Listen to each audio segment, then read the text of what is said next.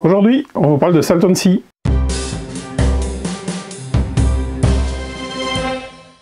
Hello. Hello. Bienvenue dans chez Laurier, c'est Cédric. Et Laurent. Et on va vous parler de Salton Sea. Les mensurations, c'est du 1 à 4 joueurs, c'est du 12+, pour des parties de 120 minutes, on y est largement. Oui, on peut mettre 14+ aussi. Hein, oui, on y est largement aussi. L'auteur, c'est David Bernal. Au niveau des pinceaux, c'est Amelia Sales qui nous avait fait chez Notype. Ouais, c'est assez joli. C'est épuré. Le pitch, pour toi? On joue des responsables de sociétés qui vont exploiter les nappes de saumure dans la Salton Sea, donc apparemment qui est riche en nappes de saumure à partir desquelles, qui sont riches en sel de lithium. Et donc on va raffiner ça en énergie géothermique ou en batterie de lithium. Voilà, donc on va faire un business là-dedans, on va exploiter, on va transformer en lithium et on va vendre ça à différentes compagnies qui sont sur le plateau.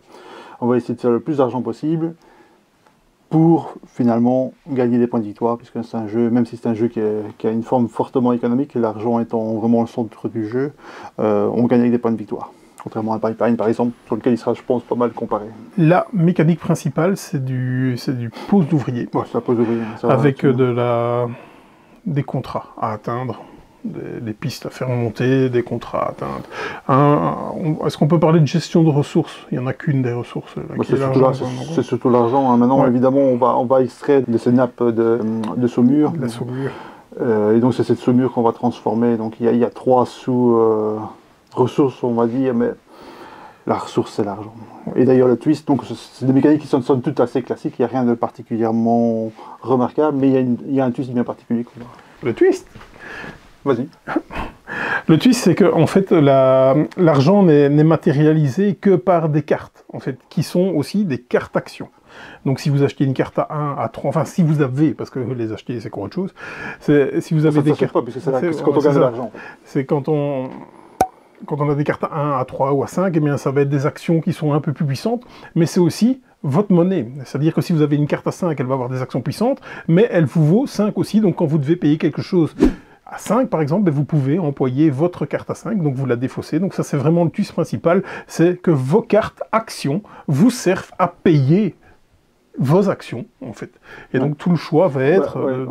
En fait, pour résumer, c'est qu'on a des actions, on va faire nos actions sur notre plateau central. Donc il y a relativement peu d'interactions sur la pose d'ouvriers, puisque chacun va poser ses ouvriers sur son propre plateau. Chaque action qui est sur le plateau, ce sont les actions minimum, c'est les actions de base. Et les cartes qu'on va obtenir, qui sont aussi donc de l'argent, donc qui sont d'un côté des cartes argent et de l'autre côté des cartes actions, ce sont des versions améliorées des actions qu'on trouve sur notre plateau. Et évidemment, une carte 1 qui a une version améliorée d'un spot d'action du plateau est moins intéressant qu'une carte 3 qui aurait le même spot. Par exemple, ici, ça pourrait être une action améliorée. Au lieu de la faire une fois, on pourrait la faire 3 fois, par exemple, avec une carte 3. Et une carte 5, par exemple, on pourrait la faire 3 fois et gagner des points de victoire en plus. Donc c'est chaque fois des versions qui sont de plus en plus améliorées des options de base. Maintenant, quand on n'a pas de carte, on n'a pas d'argent, on va faire des actions sur notre plateau. Maintenant, si on a besoin d'argent, évidemment, il faudra aller en chercher. Donc ça, c'est vraiment le twist du jeu, c'est gérer ces cartes, parce que quelquefois, on va vouloir la dépenser comme argent, mais c'est peut-être l'action qu'on voudrait faire au tour suivant, plutôt que de faire l'action pauvrette sur notre plateau. Par contre, si on fait cette action, si on décide de faire l'action sur la carte, on vient aussi poser un ouvrier dessus, et cette carte, elle est bloquée, aussi bien en tant qu'action que comme argent, jusqu'à la fin de la manche, jusqu'au moment où on va récupérer nos ouvriers et qu'on va relancer une nouvelle manche. Et donc, il y a pas mal de choix là-dessus. Il faut vraiment bien réfléchir à ce qu'on garde, ce qu'on dépense. Parce que bien souvent, dans un jeu, quand on réfléchit simplement à combien on doit dépenser d'argent. Ici, on réfléchit non seulement à combien on doit dépenser d'argent, mais aussi, peut-être qu'il y a certaines cartes qu'on n'a pas envie de défausser parce qu'on va les utiliser. On a un plan avec. On a un plan avec, voilà. Donc, ça donne vraiment une dimension supplémentaire et ça complique pas mal les choses. D'ailleurs, les gens qui sont prônes à l'analysis paralysis. Ouais, ça chauffe. Hein. Ouais. Wow. Il vaut mieux pas jouer avec eux, je pense. En tout cas, même si on a joué quelque chose un petit peu dans cet esprit-là, l'idée des cartes argent qu'on défausse. Très bonne idée. Voilà, je pense pas qu'on ait déjà joué à ça. Et je pense pas que ce soit quelque chose qui ait déjà été fait à ma connaissance. En tout cas. Rejouabilité, variabilité. il y a plein de cartes avec pas mal d'effets différents, avec des stratégies différentes. Enfin, au final, on a toujours tendance à faire un peu la même chose. Toujours tendance, mais comme souvent dans ce genre de jeu. Au final, avec plein de cartes qui vont vous aider plus ou moins à faire ça. Donc, il n'y a pas d'énormes combos monstrueux qui te diraient tac tac, ça te casserait carrément une action qui te coûterait 10 et à la fin elle te coûte 3. Bien entendu, il y a moyen, bien entendu, de minorer tous ces coûts par des combos, mais on n'a pas une énorme puissance dans les combos. Il y a blindé de cartes, donc énormément de variabilité et des contrats dans tous les sens pour tout type de choses que vous pouvez faire. Donc, grosse variabilité. Pour en revenir à ce que je disais, ça revient un petit peu à même principe que Pipeline. L'objectif elle-même, il est clair et net, mais la façon dont on va mener notre barque, c'est ça qui fait la différence. Là, il n'y a pas beaucoup d'interactions. Il y a beaucoup de jeux aussi qui permettent beaucoup de rejouabilité grâce à l'interaction. Ici, l'interaction est quand même relativement limitée. Elle est présente sur le marché de cartes, qui est aussi un marché d'argent, hein, puisque pour illustrer le principe, quand on gagne de l'argent en vendant par exemple du minerai, ou du lithium, etc., on prend les cartes ici argent en fait dans le marché. S'il n'y en a plus, c'est la récompense. On ne prend pas. Donc, s'il y a une carte qui nous intéresse, il n'y a que comme ça qu'on peut l'avoir dans les cartes actions. Il n'y a qu'en vendant ou en récupérant de l'argent, en gagnant de l'argent en fait, qu'on peut gagner ces cartes. C'est la seule façon de récupérer des cartes, c'est de vendre. Exactement. Et donc là, il y a quand même une interaction sur ces cartes, parce que s'il y a une carte qui nous intéresse, on a intérêt à se donner les moyens d'aller la chercher, parce que c'est pas le tout de dire je la veux, il faut avoir les moyens d'aller la chercher. Et donc il y a une certaine interaction quand même à ce niveau-là, et donc forcément ça joue aussi pas mal sur la rejouabilité. Mais c'est vrai qu'il n'y a pas une interaction folle. Après la variabilité, oui, il y a plus de 200 cartes dans le jeu, donc c'est une toute petite boîte, comme vous voyez chez Devir, mais c'est de loin, pour le dire tout de suite, c'est de loin la plus costaud de la série. Oui, c'est un format Château Blanc, c'est un format Red Cathédrale, juste en termes de taille de boîte, évidemment. Parce que les jeux, c'est pas la même chose. Justement, le poids à la cible, c'est du 3,89 sur l'échelle BGG. Est-ce que c'est de l'expert? Oui. Au final, pas très complexe en termes de règles, mais je peux vous rassurer, ça chauffe, hein, vraiment, de savoir quelle est la carte que vous allez balancer, parce que vous en avez besoin pour l'action d'après, et donc on va essayer d'aller chercher une autre carte pour payer avec et tout. Donc énormément d'optimisation, de planification, surtout de planification, avec de l'optimisation, parce que vous allez essayer d'optimiser pour avoir les coûts les moins chers possibles. Et donc pour ce faire, vous allez devoir peut-être aller chercher des cartes avant de faire votre action. Étant donné que l'interaction est assez faible, le jeu vous le permet, en tout cas. Donc expert, oui, largement. Expert par la planification, par le côté extrêmement tendu. Hein. C'est un jeu qui est très tendu, il est plus tendu que Pipeline, je pense. Punitif aussi. On peut très bien se tirer une balle dans le pied, et il ne faut pas plaindre les autres joueurs. Là, on fait ça bien tout seul. On ne prévoit pas quelque chose, on se retrouve sans argent, et puis on rame pour revenir. Il y a certaines choses qu'il faut savoir dès le départ. Par exemple, au départ, on n'a qu'un mini entrepôt. L'objectif au départ, c'est vraiment d'en ouvrir d'autres pour pouvoir récupérer plus d'argent, faire tourner plus de matériaux, et donc quand on vend plus d'argent. Il y a certaines choses qu'il faut pas trop se tromper, parce que non seulement on peut perdre contre les autres facilement la partie, lâcher la partie, mais on peut aussi passer un mauvais moment. Donc ça aussi, il faut savoir. Ça fait partie. C'est ce qui donne aussi la dimension expert. Mais là, vraiment, la base, c'est vraiment cette décision multidimensionnelle et cette planification, notamment par l'utilisation de ces cartes. Est-ce qu'on la garde pour l'action? Est-ce qu'on la dépense? Et comme l'argent est extrêmement tendu, les décisions sont tout autant. Le matériel. Il n'y a pas grand chose à dire. Il y a quand même quelques points à dire. Le jeu coûte entre 35 et 40 euros. On en a pour son argent. Là, je veux dire que là, dans le mais c'est comme à chaque fois dans ce format-là chez Devir. Et donc, in fine, chez Yellow. Je ne sais pas si Yellow fera la localisation, mais généralement, les Devir tombent chez Yellow. Mais pour une fois, ce sera un vrai Yellow Expert. Si jamais ça tombe, ce sera un vrai Yellow Expert. Donc, pour ce format-là, donc format Château Blanc, format La Cathédrale Rouge, c'est à chaque fois des boîtes qui sont pleines, donc vraiment pleines de matos. Ici c'est le cas, vraiment. Donc pour ce prix-là, vous avez quand même Mais surtout beaucoup de cartes ici. Beaucoup, de cartes. beaucoup de cartes. Par contre, comme toujours chez Devir, toutes les tokens... Tout ça, c'est sculpté. Ouais, tout est sculpté, gravé. Voilà.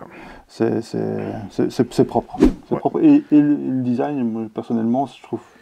C'est épuré, c'est raccord. Moi, j'aime bien, c'est raccord avec, je trouve, avec le genre de jeu. Je suis un peu moins fan de tous ces tons totalement pastel, donc totalement non agressifs à l'œil. C'est très lisible en fait. L'iconographie n'est pas mauvaise non plus. Ouais. Je veux dire que, bon, le petit bémol évidemment, petite boîte, petite carte, petits icônes. Ouais. Donc là, il faut une bonne vue, et il y a certains, notamment pour les cartes recherche. Ouais, c'est assez petit. Ouais, là le coup est très petit, je ne sais pas pourquoi ils ont fait ça comme ça. Mais dans l'ensemble, l'édition tient la route. Elle est clean, vraiment. Il n'y a pas grand chose à dire, surtout pour le prix proposé, clairement. Ça, donc là, il n'y a vraiment absolument rien à dire. Le seul point qui est, c'est pas rédhibitoire, mais c'est vraiment bien chiant, c'est cette fameuse piste. Vous avez une piste de score, en fait, ici, qui fait le tour.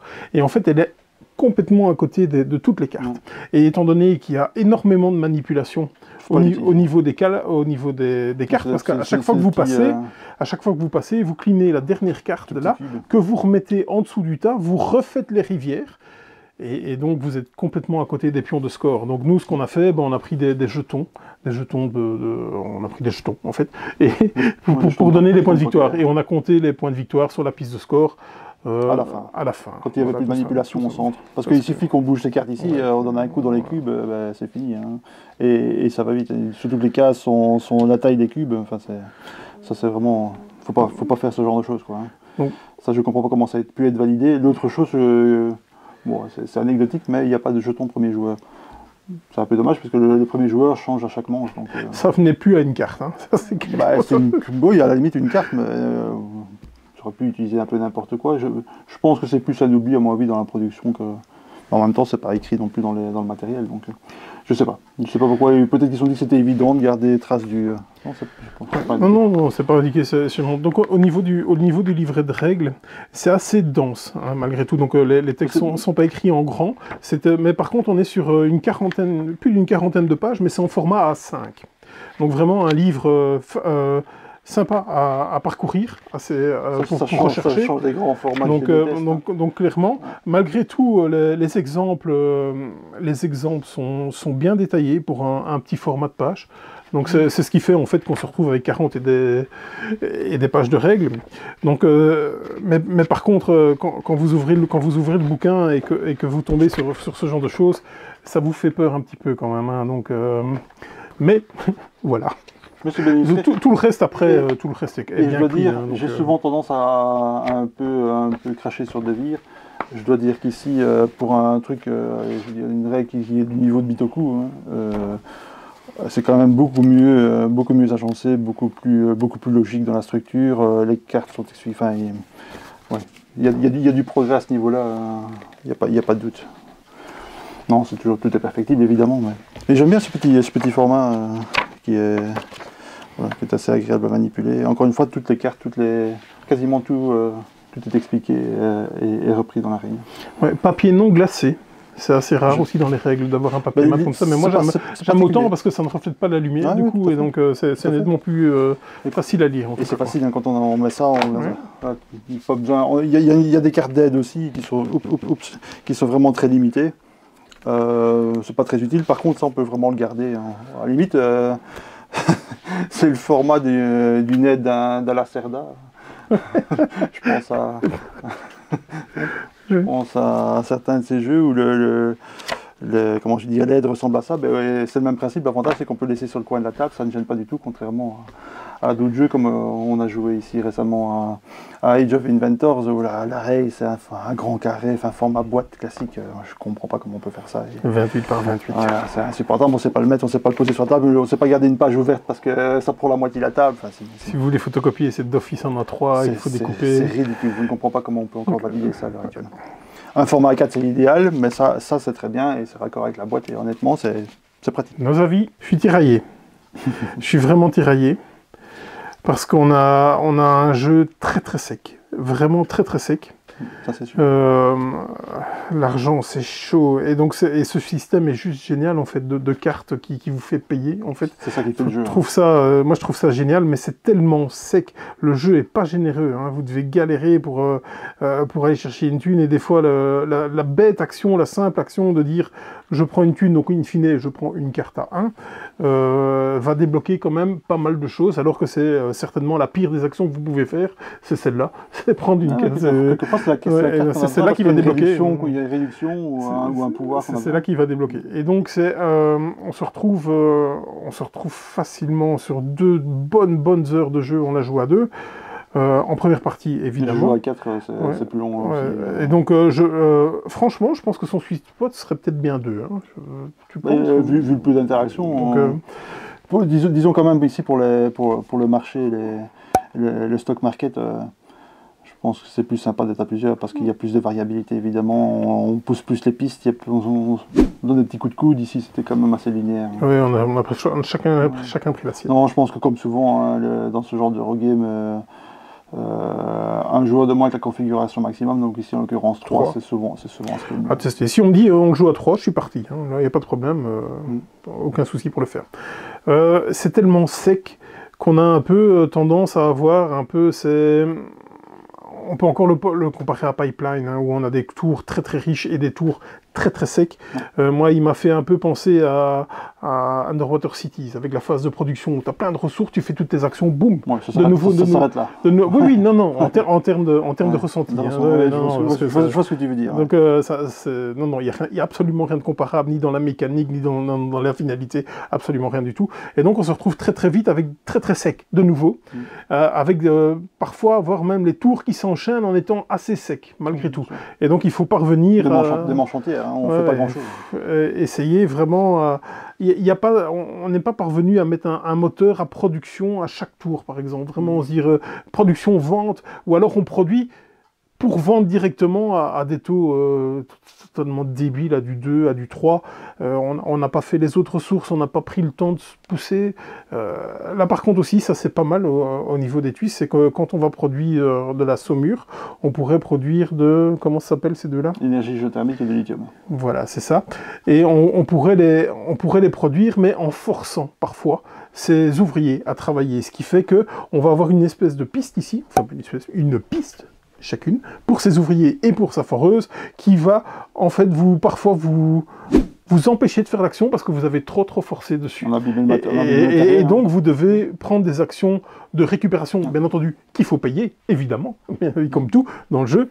Et donc ça c'est quand même assez bien fait. Et donc des fois on hésite justement à faire ça, à produire des grosses ressources pour pouvoir les vendre très très fort, pour faire des contrats, ou les vendre très très fort au prix fort, pour récupérer plein d'argent, pour revenir fort. Et ces tours ont tendance à ne pas s'enchaîner. Donc on a souvent 2 manches assez sèches, une manche un peu plus riche, la manche d'après, ben ça y est, on est pas trop mal, puis voilà. Donc ça, ce twist est vraiment très très intéressant, mais assez perturbant, et donne des sensations assez mitigées, je dois dire, parce que j'ai beaucoup aimé ma partie, mais je suis pas plus emballé que ça parce que c'était fort sec quand même. C'était très très sec.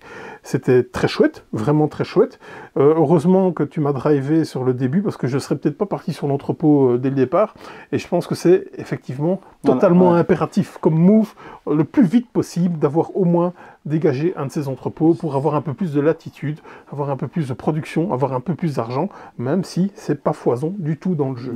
C'est vrai qu'à l'image d'un Splotter ou d'un Pipeline par exemple, la première partie, soit il faut vraiment guider quelqu'un, et si c'est la première partie pour tout le monde, il faut dire on se lance, on fait 2-3 tours, et puis on commence une vraie partie. Parce qu'on va faire des erreurs. Et les erreurs se paient cash. C'est comme, je me rappelle ma première partie d'Age of Steam il y a des années. On l'a tous lancé, on était novices dedans. On a passé une mauvaise partie, quoi. Quasiment tout le monde a passé une mauvaise partie. Hein. Donc il vaut mieux faire quelques tours, se planter et puis recommencer pour commencer à voir un petit peu les tenants aboutissants et prendre de bonnes directions et de bonnes bases. Hein. Sinon, on est parti pour 2-3 heures de souffrance potentiellement. Mais comme le jeu le disait, ils disent qu'il faut quand même prendre des risques. hein, Non, il faut. je pense que... Dans la réalité, c'est thématique qui dit qu'il faut prendre des risques, mais dans le jeu aussi, il faut prendre des risques. Il faut prendre des risques. Et je pense que j'en ai pris un tout petit peu plus, malgré d'habitude, c'est moi le plus raisonnable. Ici, moi, j'étais trop raisonnable. En fait, j'ai craqué pour une action qui était très chère en premier move. Vraiment en premier move, c'était l'action qui était très chère et j'ai eu très très peur de mettre vraiment en gros défaut pour tout le reste de ma partie. On commence avec cette carte action, $7, et tu en as dépensé 5 pour directement. Pour une carte. Donc, mais au final, elle m'a donné de l'air. Cette action m'a donné de l'air. Après, je me suis retrouvé très très sec et après, il a fallu réaugmenter sa bankroll un petit peu. Mais voilà, je retiens énormément la sécheresse du jeu et voilà. Mais par contre, quand ça tourne et que ça ronronne, là, on est bien, là, on a vraiment une sensation de satisfaction terrible d'être parvenu à la finalité de son plan, en fait. Et c'est ça, on va avoir plusieurs séquences dans le jeu, d'avoir cette finalité de plan. C'est pas quelque chose qui va monter crescendo, ça va monter, ça va descendre, ça va monter. On est vraiment dans le scie pendant tout le jeu, et c'est assez perturbant. Plutôt raccord. C'est le genre de jeu à l'image de Pipeline, mais comme en pire. À ce niveau-là, en pire, pas nécessairement, c'est pas péjoratif hein, quand je dis pire, mais plus c'est plus sec encore, parce que mais on a beaucoup plus d'action que dans Pipeline, mais on en fait beaucoup aussi, au moins autant. Et donc on a cette impression que dans Pipeline. Donc on a cette impression de faire beaucoup de choses pour pas grand-chose en fait, de faire des actions juste pour dire des actions par défaut. Dans Pipeline aussi, mais comme on a moins d'actions, on a moins ce sentiment d'en faire. Oui. Toutes les montées en puissance, on les paie d'une manière ou d'une autre. En amont, hein, pour arriver à ça, on a fait beaucoup d'actions par défaut, etc. Ou après, parce qu'on a forcé les machines, parce qu'on a été trop loin, on a trop dépensé. Et après, pour avoir de l'argent, il faut dépenser de l'argent, et on a peut-être trop dépensé, et après, le moteur a du mal de redémarrer. Donc, et on a dû dépenser les cartes qu'on aurait besoin le tour d'après. Tout à fait. Donc il y a cette inertie. Il y a cette inertie qui est vraiment importante. Donc, il y a des montées en puissance, oui, mais elles sont toujours relativisées par Elles sont coupées par après. Mais on le sait, quand on fait une montée en puissance, on se dit, ok, ici, mais je sais qu'après, je vais devoir payer pour réparer ma machine, je vais devoir faire ceci, je vais de toute façon avoir des soucis pendant quelques tours. Donc c'est assez perturbant, et c'est en ça, pour moi, qu'il n'atteint pas les sommets d'un Pipeline, loin de là. Sinon, tout le reste est assez semblable, hein, parce que le début est très difficile, c'est comme un petit feu qu'on essaie d'allumer, hein, un peu dans Koh Lanta, où il faut souffler sur la petite flamme, il faut attention qu'elle ne s'éteigne pas, parce que si elle s'éteint, de toute façon, c'est foutu, on n'a pas nécessairement le courage de recommencer, donc ça c'est très compliqué, mais dans Pipeline, on a ce même sentiment. Et un peu l'image de Pipeline, c'est quand on arrive vers la fin du jeu, qu'on commence à avoir un petit peu d'air, on sort un peu la tête de l'eau, et le jeu s'arrête pas loin après. Donc ça, il faut aimer ce genre de choses, c'est pas nécessairement désagréable, mais ça peut être embêtant. Mais le Pipeline est plus grisant en fait. On reçoit un peu les mêmes sensations, mais le Pipeline est plus grisant parce que les envolées sont plus importantes. Quand ça touche, ça touche. C'est ça, il y a un sentiment de satisfaction dans Pipeline, alors qu'on souffre presque quasiment autant, hein, mais il y a un sentiment quand ça fonctionne de satisfaction qu'on n'a pas nécessairement ici. Le jeu est plus plat en fait, il y a sec, moins généreux, mais pas nécessairement le fait qu'il soit moins généreux, parce qu'on gagne plus souvent d'argent dans Pipeline, mais on en gagne moins, donc ça revient un petit peu au point. C'est plutôt l'interprétation, c'est le rythme qui fait que c'est moins satisfaisant. Un rythme totalement saccadé, avec des très hauts up and down, en fait, c'est ça. C'est ça, donc c'est un jeu qui n'est pas désagréable. Moi, personnellement, je reproche un début, il y a ça un peu dans Pipeline, mais on a moins ce sentiment de c'est très lent, quoi. Il faut le temps que ça démarre, et ça démarre pas nécessairement suffisamment pour que ça soit satisfaisant. Donc, moi, tu vois, j'ai le sentiment inverse, carrément, quoi. J'ai l'impression que c'est moins pénible à mettre en œuvre, sa machine est moins pénible à mettre en œuvre que dans Pipeline, justement, et ça dépend ce que tu entends dans Pipeline. Il y a des tours fort secs, mais tes premières machines dans Pipeline. Non, je parlais pas de machine, je parlais de moteur, en fait, de mettre en place. Je pense que c'est l'argent. Ouais, et donc je pense que c'est vrai que c'est un peu plus long dans Pipeline, mais ça monte. En fait, il y a moins de. En fait, dans Pipeline, tu as besoin de moins d'actions nécessairement pour arriver à avoir quelque chose. Ici, tu as besoin de faire beaucoup d'actions. Je donne un exemple. Hein. avant de vendre, imaginons on n'a rien du tout, on n'a aucune ressource, avant de vendre, il faut d'abord aller chercher une licence d'exploitation. Donc en gros, c'est une carte sur laquelle il y a du minerai. Ensuite, on va la passer ici, on va percer, on va utiliser notre foreuse pour descendre la foreuse à un certain niveau, pour pouvoir exploiter les... Donc ça, c'est une deuxième action. Troisième action, on récupère à ce moment la saumure qui se trouve au niveau de la foreuse ou au-dessus, et on le place dans notre entrepôt. Donc ça, trois actions déjà, rien que pour récupérer, ne fût-ce que la matière première. Et ça peut être qu'une. Ensuite, il y a une action pour transformer cette matière première en lithium ou en énergie géothermique. Et ensuite, on peut soit encore faire une action pour remplir un contrat sur lequel on a dû utiliser une action pour aller chercher le contrat, mais il faut aussi une action pour aller remplir le contrat, ou alors une action pour aller vendre. Donc ça fait rien que ça, on est facilement à 5-6 actions pour passer de rien du tout à une petite rentrée d'argent, et le minimum, et c'est bien souvent au début c'est ce qu'on fait, c'est $3. Donc $3 c'est 3 cartes 1, c'est rien du tout. Donc c'est ça que je dis qui était un petit peu lent, c'est qu'il faut faire beaucoup de choses pour arriver à un petit résultat, et puis il faut bien souvent recommencer un petit peu, et puis voilà. Et pourtant là-dedans il y a beaucoup de choix qui peuvent prendre du temps, alors qu'on n'a pas nécessairement des résultats qui sont là à hauteur de ce qu'on a réfléchi. Encore une fois, par ce système génial c'est les actions qui payent. Mais c'est aussi intéressant dans l'idée, dans le fonctionnement, que ça rend ce côté lent. Et après, il y en a qui vont s'éclater probablement, hein, parce que là, on est vraiment plus dans l'euro que dans le jeu économique, à ce niveau-là, notamment au niveau des cartes. Mais moi, personnellement, c'est pas ça qui me fait triper, et c'est vrai que je trouve ça c'est un peu laborieux, quoi. C'est un peu laborieux, et pourtant Pipeline aussi, il y a ce côté hyper frustrant où il faut faire plein de choses pour arriver finalement à un petit truc où on a de l'argent, et puis finalement, 2 secondes après, on n'en a plus. Mais on a besoin de moins d'étapes pour arriver à ça. Et le jeu est plus rapide, le jeu est plus condensé, qui fait que pour moi, on a des jeux qui sont somme toute relativement similaires, mais pas avec nécessairement le même ressenti. Et sensations. Ouais, c'est ça. Voilà. Et pourquoi ça ne s'explique pas? Peut-être que certaines personnes préféreront celui-ci à Pipeline, hein, parce que c'est vrai, Pipeline, bien souvent, quand ça démarre, paf, une partie finie, sec, ouais. Ça peut être perturbant. Et au final, on se retrouve quand même avec des écarts assez importants, malgré tout, tant à Pipeline qu'ici à Solvency, oui, les écarts étaient... À Pipeline, d'une partie à l'autre, tu peux avoir des écarts qui sont... phénoménaux. Ou pas d'ailleurs, hein, tu peux avoir des bien sûr. Donc c'est un peu le même principe ici. Encore une fois, on peut pas se tromper, ou pas trop se tromper en tout cas. Et au début, il faut pas se tromper. Il vaut mieux pas, sinon la partie elle est finie dès le départ, et ça va être long. On va passer des mauvais moments encore. C'est pas l'idée. Donc voilà, c'est un jeu comme ça, un petit peu à part, avec un twist vraiment bien pensé, vraiment intéressant, mais qui induit beaucoup d'AP, qui induit des choix qui sont quelquefois, moi, à la fin.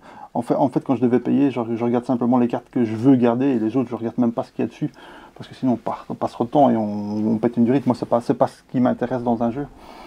Mais il y en a d'autres, je suis sûr, hein, comme certains qui jouent à Earth par exemple, et qui vont avoir 50 cartes en main et qui vont toutes les regarder une par une en se disant moi c'est pas ça qui m'intéresse, mais c'est un petit peu ce qu'on peut avoir. Donc c'est un système qui est vraiment génial, qui induit une dimension de décision qui est super intéressante avec cette planification, il y a une profondeur vraiment juste avec ça qui est assez importante, mais en même temps ça peut être un peu rébarbatif, et ça peut donner ce côté un petit peu lent, et ce côté où il y a beaucoup d'étapes pour arriver à un petit quelque chose, quoi. Maintenant, pour contrebalancer un petit peu, je pense que si le jeu était un peu plus généreux, que ce serait peut-être un peu moins satisfaisant quand on arrive à faire ses combos. Parce que si c'est pour engranger des cartes à 5 et au final faire dérouler sur le jeu, je suis pas certain. Clairement, je pense que le jeu est tel qu'il devrait être. Je pense pas qu'il devrait être plus permissif, ou qu'il devrait être plus généreux, etc. Je pense qu'il est prévu comme ça et il fonctionne comme ça. Je pense que si tu étais plus généreux, je pense qu'il y aurait plus de jeu. Mais alors, après, c'est plus une question de goût, c'est ça que je veux dire. Ce que je suis en train de dire, que tu es lent, etc., c'est pas que c'est pas bien. Il y a des gens, encore une fois, qui vont certainement adorer. Moi, je suis... voilà, je refuserai pas une partie, j'aime bien, je pense qu'il va rester dans ma collection. Voilà, peut-être si c'est le genre de jeu, si ça se joue en 1 heure, 1 heure et demie, et peut-être qu'avec l'expérience, hein, c'est le cas, avec quelqu'un qui joue rapidement, pourquoi pas, mais si ça dure 2 heures, etc. Et il donne cet aspect un petit peu lent, un petit peu longué en fait. C'est un petit peu dommage. Mais c'est vraiment quelque chose, c'est pas quelque chose nécessairement d'objectif. Et oui, il y a des choses évidemment qui rendent le jeu un peu long, mais c'est surtout la perception qu'on va en avoir qui vont faire que ce jeu va plaire à certains et pas à d'autres. Il est coté 7,7 sur BGG. Je pense que ma cote sera aux alentours de ça. Je pense, en tout cas. Moi, personnellement, j'ai envie d'y retourner, mais plus pour tester le solo. Je suis très très curieux de ce qu'il pourrait apporter, parce que de toute façon, l'interaction est tellement assez minime au final. Oh, il y a de l'interaction dans les contrats, il faut être le premier, il faut être sur les pistes, on est bien d'accord, les cartes qui disparaissent et tout. Il y a vraiment que là. Et ici, il pourrait y en avoir aussi, mais... C'est tellement sec qu'on a tendance à pas trop monter non plus. Cette partie-ci, ça veut dire qu'on a trop d'argent et qu'on achète, qu'on achète des parts. Oui. Donc c'est ça qui fait. C'est ce qu'on n'a pas réellement fait. Et donc il faut vraiment on va plus vendre qu'acheter des parts. Hein. Voilà. Donc quand on vend ici aussi, mais il n'y a pas d'interaction quand on vend. Par contre, c'est quand on achète les parts qu'il y a un peu plus. Bûcher-Laurier? Non, c'est un laurier et je pense qu'il trouvera son public. L'édition est top honnêtement pour 35 balles. Pareil. Même si ça ne vous plaît pas, il y a peu de risques. Ouais, il y a peu de risques financiers. Ne fût-ce qu'en matos, l'édition est bien faite. Encore une fois, il n'y a pas vraiment... par le jeton premier joueur, cette piste à la con. Hein. Mais le reste, quand vous verrez tout le matériel qu'il y a à l'intérieur... Et pour un devir, c'est pas juste une belle édition, c'est une édition qui est claire, qui fonctionne bien. Et j'ai pas remarqué, contrairement à souvent avec eux, de gros problèmes d'équilibre, de développement, etc.